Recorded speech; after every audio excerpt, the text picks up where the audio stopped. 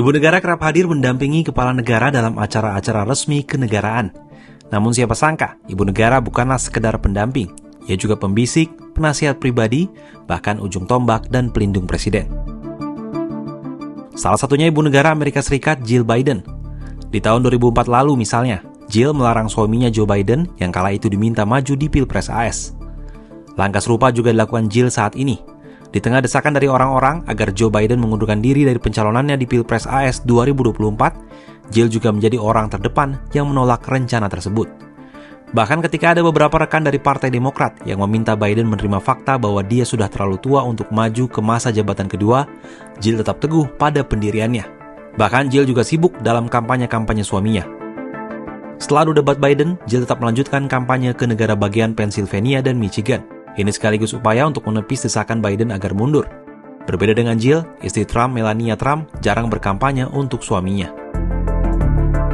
Anita McBride yang pernah menjadi kepala staf ibu negara Laura Bush dan salah satu penulis buku US First Lady, Making History and Leaving Legacy, menilai Jill menjadi pendukung, juru kampanye, pembela dan pelindung yang paling gigih bagi Biden. Menikah dengan Jill selama 47 tahun membuat Biden sangat bergantung pada istrinya. Apalagi sekarang ketika banyak orang mulai meragukan kondisi fisik, usia dan kinerjanya, terutama selesai adu debat dengan mantan Presiden AS Donald Trump. Posisi ibu negara sebagai senjata pamungkas juga dipegang Imelda Marcos, istri mendiang Presiden Filipina Ferdinand Marcos.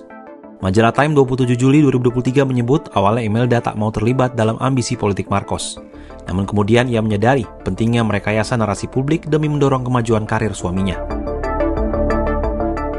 Bersama Marcos, Imelda mulai gencar menampilkan pesona populis, sosok yang saling melengkapi untuk mengantarkan Filipina memasuki era baru.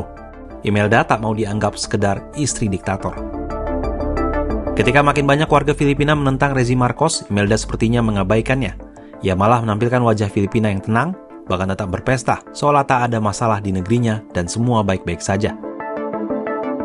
Pengaruh kuat Imelda masih terasa sampai sekarang. Ini terbukti dengan terpilihnya anaknya Ferdinand Marcos Jr. menjadi Presiden Filipina. Meski demikian, tak semua ibu negara yang tertarik atau tidak cocok dengan kehidupan politik dan memilih untuk menghindari atau tidak terlibat sama sekali dengan urusan politik suaminya. Menurut sahabat Kompas, kalau di Indonesia, seperti apa situasinya?